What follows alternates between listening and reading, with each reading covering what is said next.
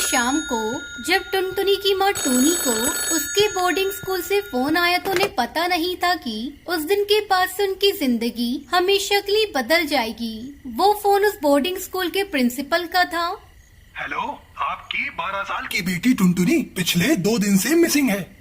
टुनटुनी के माँ बाप ये खबर सुनते ही सीधा टुनटुनी के बोर्डिंग स्कूल पहुँच गए। स्कूल प्रिंसिपल ने उन्हें बताया, फ्राइडे रात को टुनटुनी स्कूल की बाउंड्री वॉल जंप करके बाहर फॉरेस्ट एरिया में चली गई थी और वो तब से मिसिंग है। पुलिस ने पूरा स्कूल, हॉस्टल और सारा फॉरेस्ट एरिया देख लिया, लेकिन टुनटुनी कहीं नहीं मिल रही। ये सुनकर टुनटुनी के माँ बाप रोते हुए प्रिंसिपल ऑफिस से बाहर आए और तब स्कूल के गार्ड ने उन्हें कुछ ऐसा बताया जिसे सुनकर उनके होश उड़ गए। भैया, जिस इलाके में ये बोर्डिंग स्कूल बना है, पहले वहाँ एक कब्रिस्तान था और अब माना जाता है कि ये इलाका हॉन्टेड है और अब यहाँ कई आत्माएं भटकती हैं। हो ना हो टुनटुनी को उसी में से एक आत्मा ने अपना शिकार बना लिया है। टुनटुनी के माँ बाप को उस गार्ड की बात पर बिल्कुल भी यकीन नहीं हुआ। उन लोगों ने और भी बहुत से teacher, school staff, police officer सबसे बात की, लेकिन किसी से भी कुछ पता नहीं चल पा रहा था। उस रात टुनटुनी के माता पिता उसी हॉस्टल में रुक गए। टुनटुनी की माँ बाहर निकलकर 1-2 बच्चों से टुनटुनी के बारे में पूछने लगी। हाँ आंटी, टुनटुनी हमेशा अकेली रहती थी। उसका स्कूल में कोई दोस्त नहीं था। मैंने उसे कई बार खुद से ही बातें करते देखा था।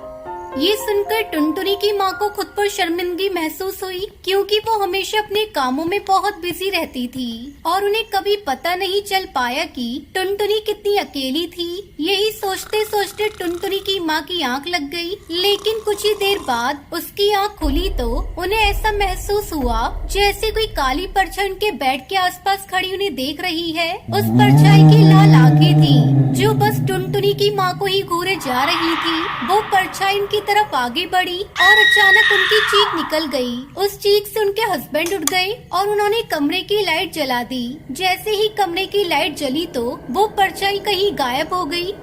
क्या हुआ? तुम इतना जोर से चिल्लाई क्यों? कोई बात है क्या? मुझे बताओ। टुन्नू चूड़ा ने अपनी पत्नी को शांत किया, लेकिन टूनी को यकीन था कि उन्होंने किसी को वहाँ पर देखा है। उन्होंने फिर से सोने की कोशिश की, लेकिन उन्हें नींद नहीं आ रही थी। उन्हें अब डर लगने लगा था। कहीं इस स्कूल में वाकई कोई आत्मा तो नहीं भटक रही जिसने मुझसे मेरी टुनटुनी को छीन लिया। तभी उन्हें ऐसा लगा कि जैसे उस रूम में रखी अलमारी अपने आप खुल गई हो। टुनटुनी की माँ उस अलमारी के पास गई और उसमें उन्हें टुनटुनी का एक लेटर मिला।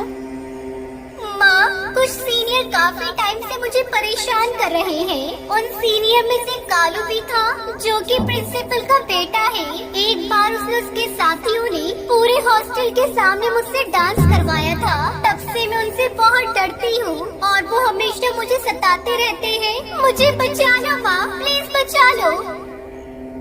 टुनटुनी का लेटर पढ़कर उसकी माँ का रोना निकल गया। उन्होंने तय किया कि वो सुबह होते ही प्रिंसिपल उसके बेटे कालू के खिलाफ पुलिस को कंप्लेंट करेंगी। प्रिंसिपल का बेटा कालू भी उस रात वॉशरूम जाने के लिए उठा था। वो वॉशरूम जा रहा था तो उसे अपने पीछे किसी की कदमों की आवाज आई, लेकिन उस पूरे कॉरिडोर में कोई नहीं था।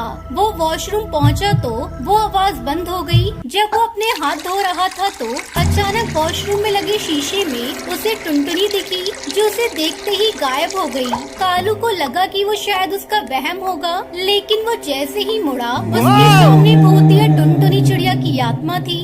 उसका पूरा चेहरा धीरे धीरे नीला पड़ने लगा, आंखें लाल हो गई और उसके पूरे शरीर पर चोटें ही चोटें थी। टुनटुनी का वो रूप देखकर कालू को रोंगटे खड़े हो गए। अचानक कालू हवा में उड़ने लगा और पीछे कांच की शीशी पर जा गिरा। कालू ने अपनी आंखें बंद कर ली और जोर से चीखने लगा। जब उसकी आंख खुली तो उसके पास भीड़ इकट्ठा हो गई। उस भीड़ में टुनटुनी के माँ बाप भी थे। उन्हें देखते ही कालू ने उनसे माफी मांगी। टुनटुनी कहीं गायब नहीं हुई है, बल्कि मैंने और मेरे दोस्तों ने मिलकर अनजाने में टुनटुनी की जान ले ली। उस रात हम लोग नशे में थे और टुनटुनी को तंग कर रहे थे। टुनटुनी स्कूल बाउंड्री जंप करके फॉरेस्ट एरिया की तरफ भागी और हम भी उसके पीछे पीछे चले गए और गुस्से में उसे मार डाला। और अपने बेटे को बचाने के लिए ही मैंने टुनटुनी की लाश स्कूल ग्राउंड में दफना दी और मिसिंग करा दिया। कालू की कन्फेशन के बाद उसको उसके दोस्तों स्कूल के प्रिंसिपल को अरेस्ट कर लिया गया। लेकिन उस दिन के बाद से टुनटुनी के माँ बाप की जिंदगी तबाह